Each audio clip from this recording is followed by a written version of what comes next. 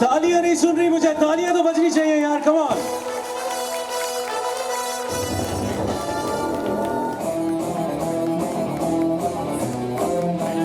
Next, ladies and gentlemen, what good education and good parents can bring out of a doctor.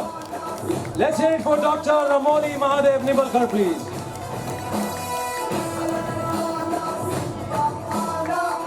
And she has done the Bachelor of Engineering in Instrumentation, and she has completed training from current company.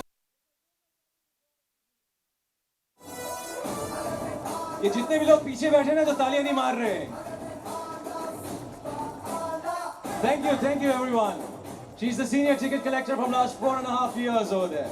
In the lives of millions, and she's going to touch the life of millions in the coming years too, because she's managing two of the biggest colleges in Mumbai.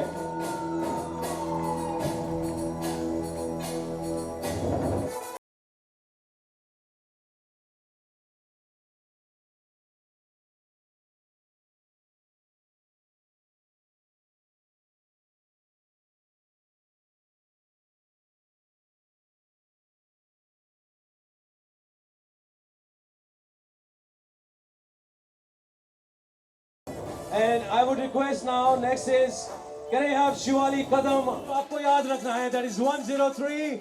And in case any of your known women or any of your kids are in any trouble, the squad that you see here on this stage will be there to help them within minutes. Ladies and gentlemen, let's hear it for Mumbai Police, and let's hear it for Nirbhaya Squad.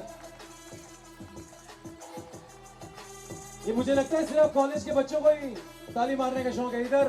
अगर आप पे ही फंसेंगे तो आने वाले यही है। Okay?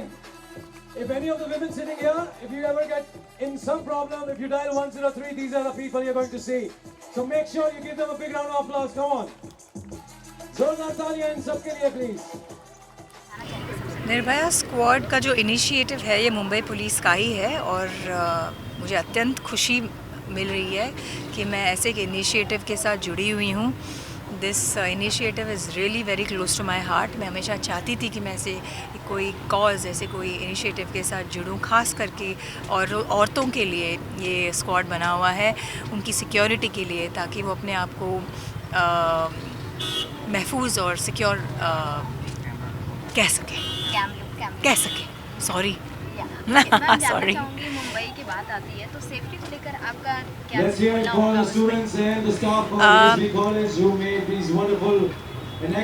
क्योंकि मैं खुद मुंबई में रहती हूँ, मैं कह सकती हूँ कि जब भी मैं मुंबई में पहुँचती हूँ किसी दूसरे शहर से या किसी दूसरी कंट्री से, मैं अपने आप को बहुत महफूज और सिक्योर फील करती हूँ।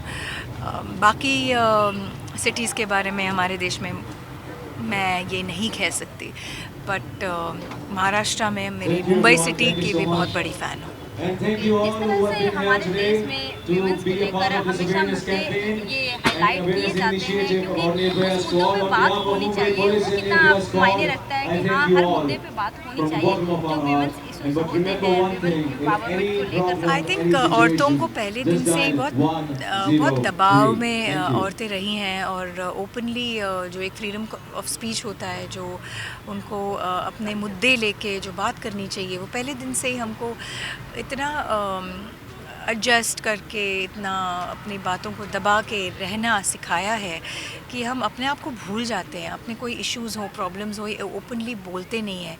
ये बहुत ज़रूरी है। हमारे माँ बाप को मैं चाहूँगी सबको, सब फैमिलीज़ को, सब लोगों को ये बताऊँ कि इट इज़ वेरी नेसेसरी। जो फ्रीडम ऑफ स्पीच है जो हमारे कंट्री में है, वो औरतों के लिए भी है। डेमोक्रेसी में औरतें भी हैं, और इट्स नेसेसरी कि आपको जो आप अपने थॉट्स, अपनी जो बातें, अपनी जो फीलिंग्स वोकलाइज करो, और उसको आप दबाओ मत।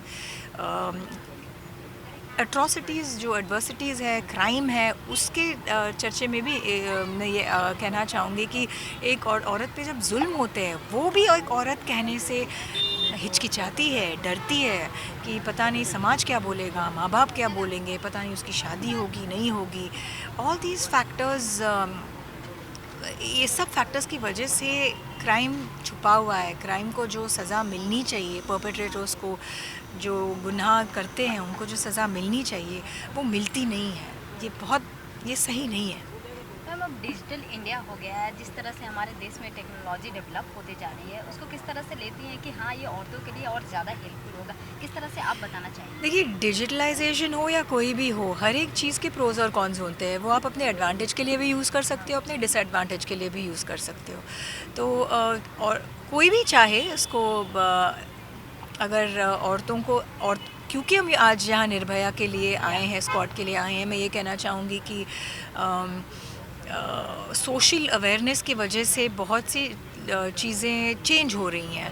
आसान है बहुत चीज़ों को अंजाम देना, अंजाम तक लाना, मंजिल तक पहुंचाना बिकॉज़ ऑफ डिजिटलाइजेशन। तो इस चीज़ का आप दुरुपयोग ना करके सही उपयोग कीजिए।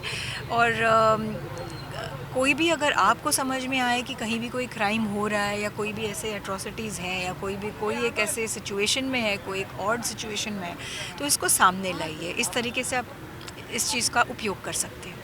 आज बहुत सारे लेडीज़ को सम्मानित भी किया गया और मैम आपको भी सम्मानित किया गया, इसको किस तरह से लेती हैं आप? सम्मानित जब औरतें होती हैं तो क्या कुछ फील होता है और आप अपने बारे में क्या कुछ बताना चाहेंगे? देखिए, एक औरत पैदा होना अपने आप में ही बहुत बड़ा सम्मान है। और यस, उसके बाद अगर आपको भगवान ने, इस सृष्टि ने एक मौका दिया है कुछ बनने का, आपको एक रिस्पॉन्सिबिलिटी भी है, वो पावर भी है कि आप सोसाइटी को पे किसी ना किसी तरीके से you give it back. It's पे बैक टाइम। तो वो चीज़ को जब रिकग्नाइज़ करके आपको सम्मानित किया जाता है तो ऑफ कोर्स बहुत अच्छा लगता है। किसको अप्रिसिएशन और सम्मान अच्छा नहीं लगता? हर किसी को अच्छा लगता है।